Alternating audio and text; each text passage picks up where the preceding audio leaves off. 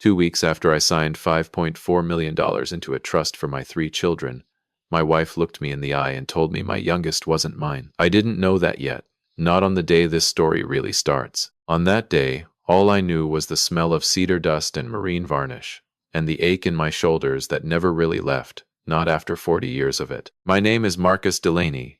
I'm 62 years old, and for most of my life, I built boats. Not toy ones. Working boats. Shrimp trawlers, tugboats, the kind of vessel a man's livelihood depended on, built plank by plank in a yard on the Savannah River where the air always tasted like salt and pine tar. I started there at 17, sweeping shavings off the floor for a man named Otis Pruitt, who ran the yard back when it still had his name on the gate. He taught me to read a hull before I could read half the words in a contract. By the time I was 30, the yard was mine. Not given to me. Bought, plank by plank, the same way I'd learned to build, one payment at a time until Otis's name came down and mine went up. I raised 3 children in a house 4 streets back from that river. Elliot, my oldest, 33 now, sharp as a new chisel, a lawyer downtown with an office that looks out over the same water I used to work. Renee, 29, runs the books for a restaurant group and calls me every Sunday whether she has anything to say or not. And Chloe, my youngest, 19, away at college, the one who still calls me daddy and means it every time. I want to tell you I was around for all of it. Every birthday, every graduation, every skinned knee. I wasn't. There were shutdowns that kept me at the yard 18 hours a day for weeks at a stretch. Contracts I couldn't walk away from. Seasons where my children grew up mostly in photographs their mother sent to my phone. I missed things.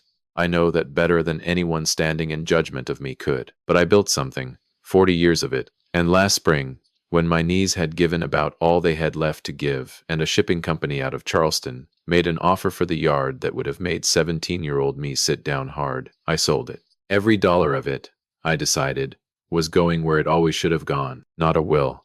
I didn't want my children waiting on a funeral to know what they meant to me.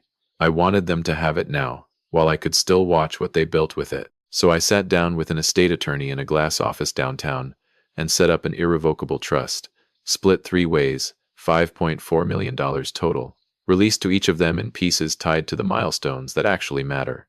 A first home, a business of their own, a family, if they chose one. The attorney explained the word irrevocable to me twice, the way careful men do when they want to be sure you've heard them. Once this is signed, Mr. Delaney, there's no undoing it. I told him that was the whole point.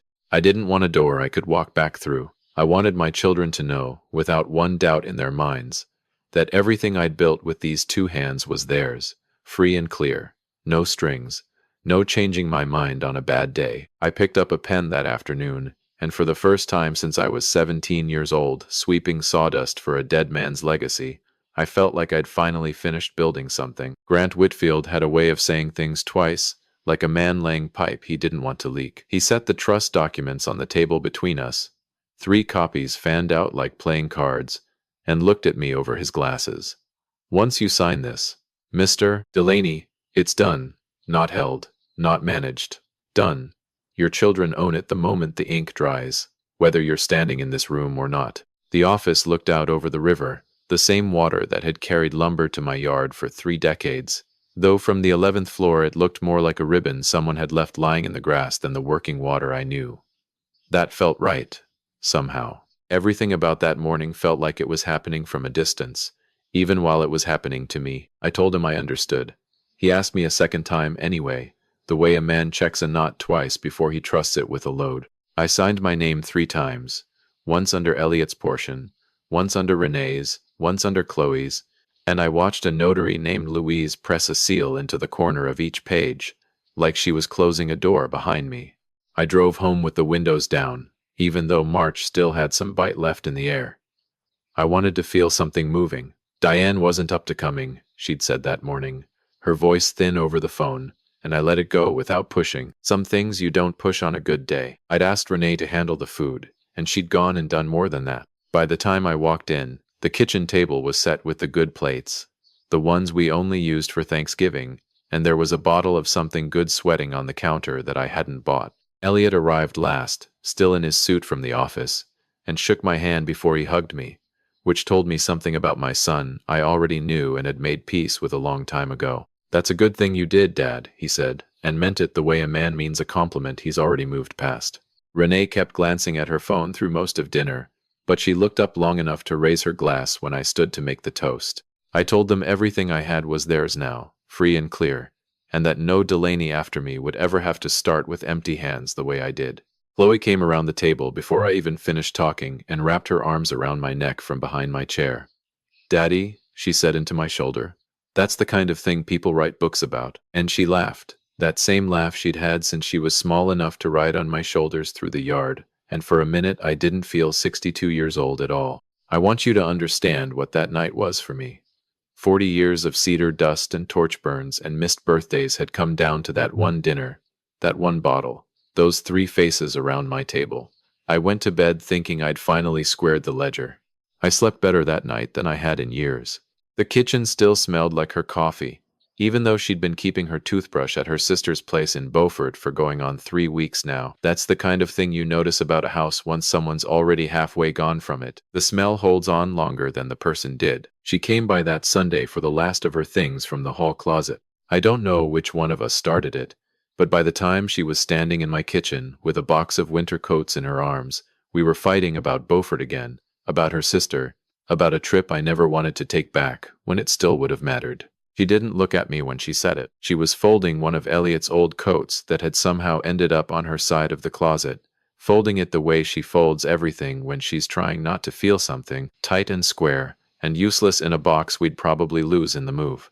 I asked her when she was planning on telling me anything real for once, instead of just packing boxes and leaving me to guess. It escalated the way these things do when 2 people have said all the kind versions of the truth already and only the sharp ones are left.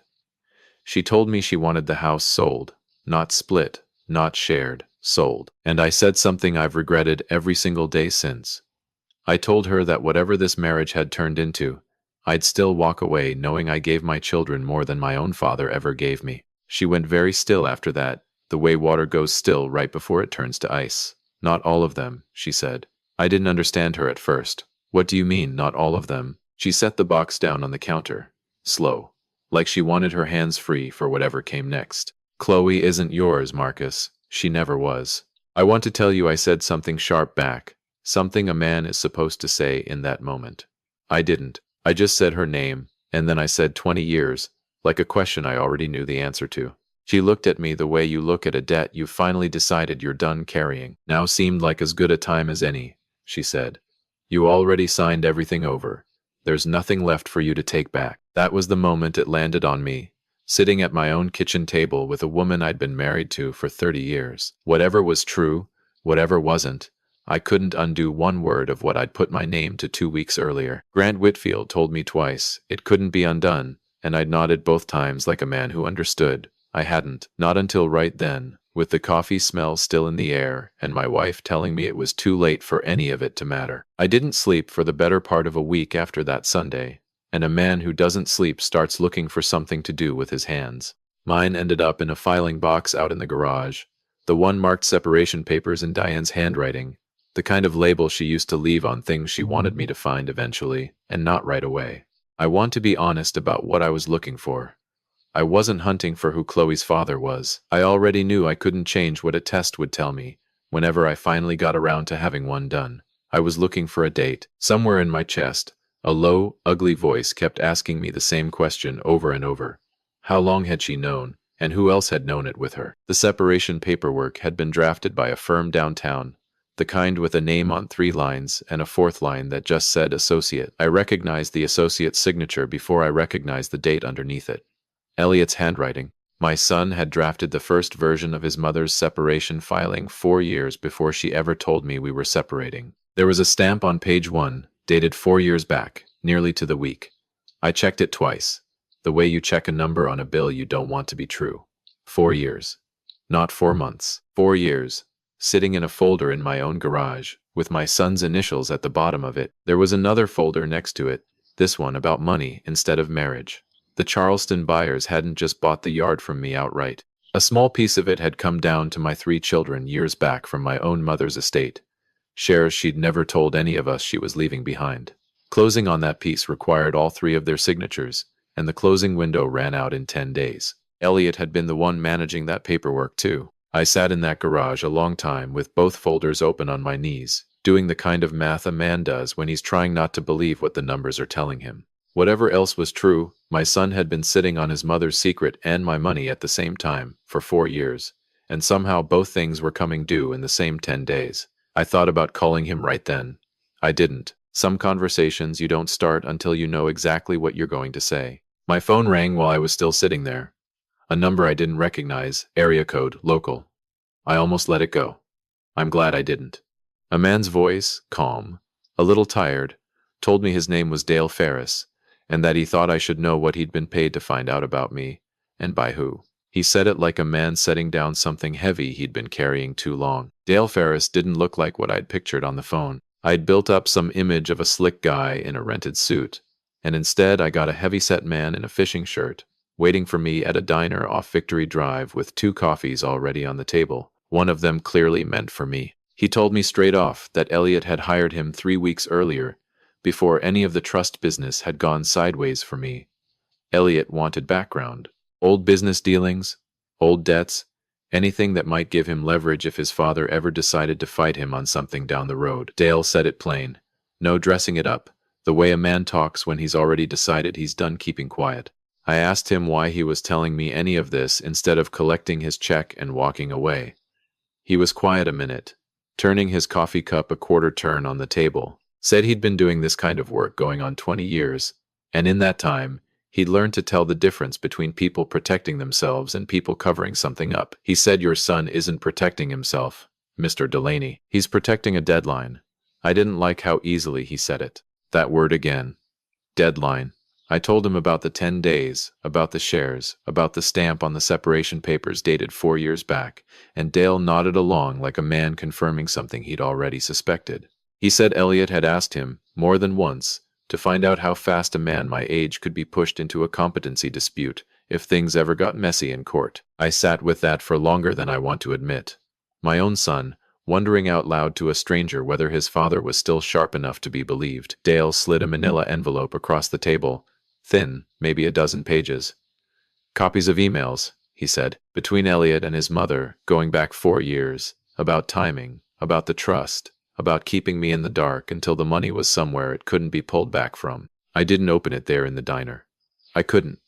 I sat with my hand flat on top of that envelope for a long while, and Dale didn't rush me. He just said one more thing before he left money on the table for both our coffees, waving me off when I reached for my wallet. He said, "Whatever you decide to do with that, do it because it's true, not because it's satisfying. Those aren't always the same thing." I drove home with the envelope on the passenger seat, and for the first time since Diane had said Chloe's name in my kitchen, I felt something besides grief. It was quieter than anger. It felt more like the moment a hull finally holds water the way it's supposed to, after you've spent weeks convinced you'd built it wrong. I didn't tell any of them why I wanted everyone at the house that Saturday. I just said it mattered, and that I needed all 3 of them there, together, no excuses. Renee tried to reschedule around a work trip.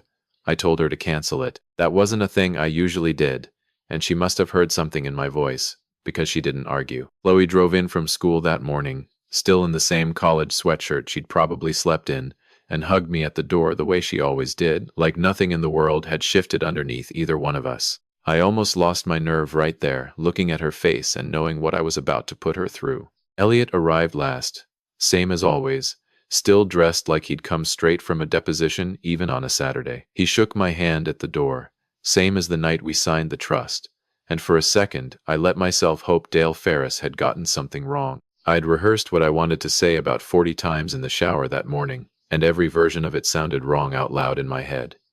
In the end, I didn't say any of the rehearsed lines. I just sat down across from my children in the same chair I'd sat in the night we celebrated, and I let the quiet stretch out longer than was comfortable for anybody. I set the manila envelope on the coffee table, face down, the way I'd once set another set of papers face down on a different table for a different reason. I told them I had something to say, and that I needed them to let me get through it before anybody spoke. I told them about Diane, about Chloe. I watched Chloe's face go through about 4 different things in the space of 10 seconds, and I told her, before she could ask, that none of it changed one single thing about how I felt about her. Then I told them I'd been looking into something else. A stamp on a piece of paper. A date that didn't add up. Renee went pale and reached for her water glass without drinking any of it. Elliot didn't move at all, which told me more than any expression could have. I asked him straight out how long he'd known about his mother's separation filing before she ever told me we were separating. Nobody said anything for what felt like a long time. Chloe looked back and forth between her brother and me, like she was watching a hand of cards get laid down one at a time, and couldn't tell yet who was going to lose. Renee finally set her glass down and said Elliot's name, quiet, almost a warning. He looked at me for a long moment, the kind of look a man gives when he's deciding whether the truth is more useful to him than the lie. Then he leaned back in his chair, like we were about to have a conversation about anything else in the world, and he said, "Dad, before we get into this, I think you need to understand something about timing." "I know how this looks," Elliot said, and he said it the way a man opens a business meeting he's already decided he's going to win. "I found out about Mom and Chloe almost 4 years ago. It wasn't some big investigation. I did one of those ancestry kits with a buddy from law school, mostly as a joke, and nothing on my side matched Chloe's the way it should have. I asked him why he never told me.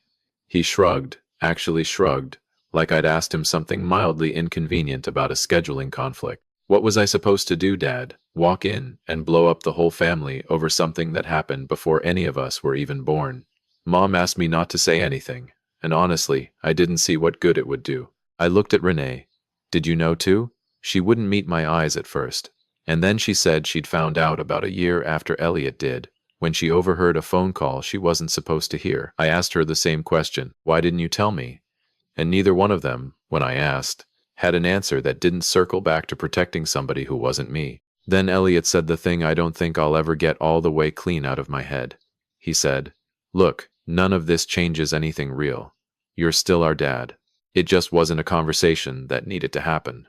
And there was no shame in his voice when he said it. None at all. Like he was explaining something obvious to a man who was being difficult on purpose. Something in that room went very quiet in me right then. Quieter than anger. Quieter than the kitchen with Diane.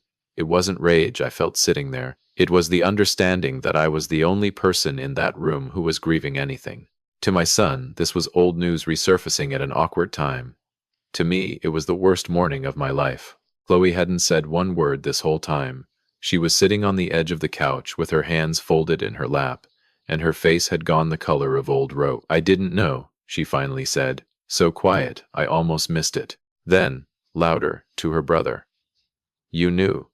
This whole time, you knew, and you let me keep calling him Daddy, like it was nothing." Elliot said something about her being too young to understand back then, and Chloe stood up so fast the coffee table rocked. She didn't slam the door. She just walked out of it, quiet, which somehow felt worse than if she had. I heard her car start in the driveway a minute later. Nobody in that living room moved to stop her, including me. My phone buzzed in my pocket while I was still watching the window she'd walked past. A text from a number I'd saved 2 days earlier under one word, Dale. "Got everything," it said. "Emails, timestamps, all of it. Call me when you can talk." I sat there holding that phone in a room full of my children, and for the first time in my life, I didn't know which direction to walk in my own house.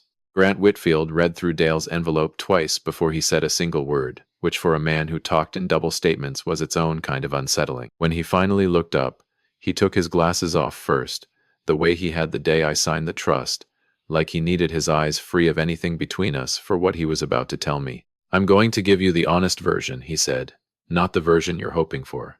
You want to go after Diane directly for what she did and didn't tell you. That road is mostly closed in this state. Courts don't like wading into who a marriage really belonged to after the fact. But this," he said, tapping the trust documents, "this is a different animal entirely. An irrevocable trust can still be set aside," he told me, "if its creation was induced by fraud. Not a misunderstanding. Not bad timing. A material fact, known to be false, deliberately concealed, that you relied on when you signed. And it matters a great deal," he said, "whether it was only Diane who knew, or whether the people who benefited from that trust knew it too." "My son told me himself he's known for 4 years," I said, "in front of his sister, in front of me." Grant nodded slowly, like a man confirming a measurement he already suspected was right. "That changes the shape of this case considerably, Mr. Delaney. That's not a spouse keeping a secret anymore. That's beneficiaries sitting on knowledge that materially affected whether you would have signed at all. He walked me through what came next, plain and unhurried.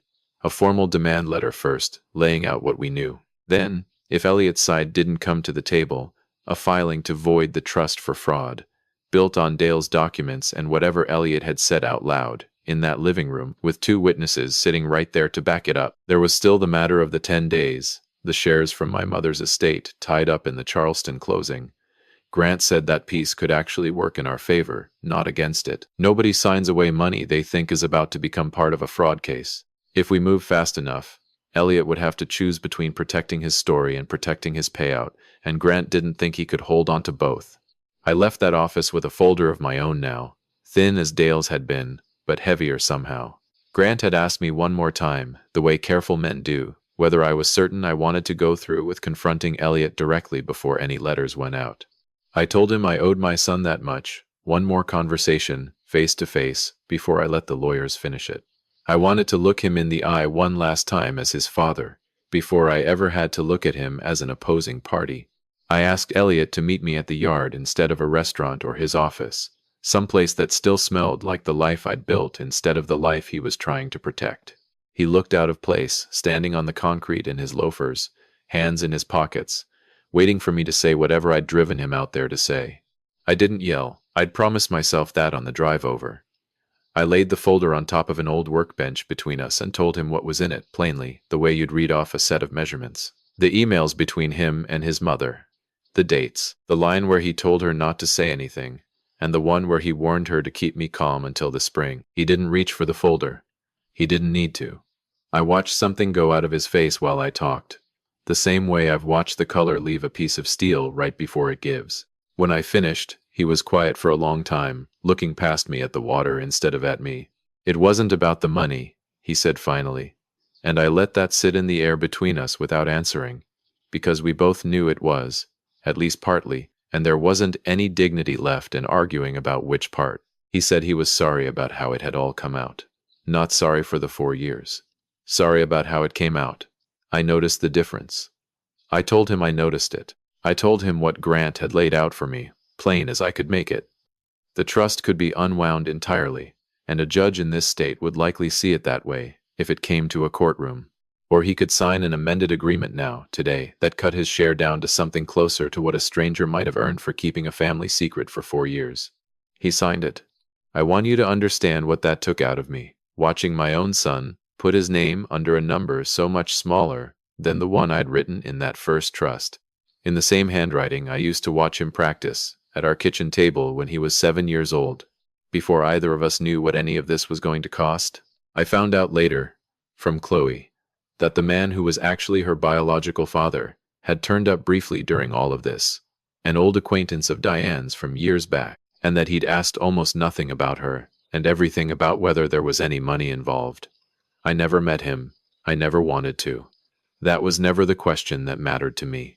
I drove home from the yard alone that evening, past the same bend in the river I'd driven past 10,000 times, and for the first time in longer than I could remember, the house felt too big and too quiet at the same time. 6 months is long enough for a house to stop feeling too quiet and start feeling like your own again, if you let it.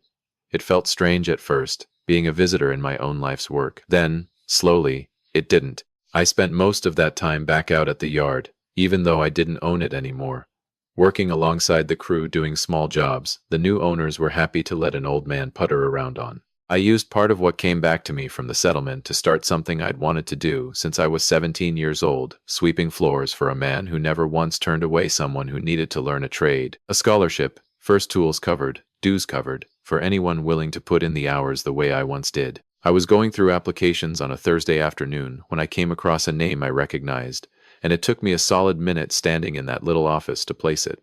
Dale Ferris, 17 years old, had come through this same yard on a scholarship from Otis Pruitt himself, 3 years before I ever bought the place. I called him that evening, mostly just to ask if it was true. He laughed, low and surprised, and said he hadn't thought about that scholarship in years, that it was the only reason he'd ever had steady enough work to eventually put himself through the training that led him into the kind of job that put him across a diner table from me. Small world, he said. I told him I wasn't sure I believed in those anymore. Not the small kind. Just the ones that circle back around if you wait long enough. Chloe comes out to the yard most Sundays now. She's not much of a cook, and she's the first to tell you so. But she shows up anyway with something in a foil pan that's usually a little burnt on one side, and I eat every bit of it and tell her it's good, because some of it, honestly, is. We don't talk about Elliot much. We don't talk about Diane at all. What we talk about, mostly, is nothing important. The weather, a boat somebody's restoring 3 slips down, whether she should take the job offer she got out of school. It's a small, ordinary kind of talk, and I've come to understand that's exactly what I spent 30 years working too hard to have enough of. Some nights, I still walk out to the shop after dark, the way I used to when the crew had all gone home, and I run my hand along a hull that isn't even mine anymore, just to feel that particular kind of solid. I built plenty of things in my life that didn't last the way I thought they would. This one, standing here with grease on my hands, and my daughter's terrible cooking still sitting warm in my stomach, feels like it might.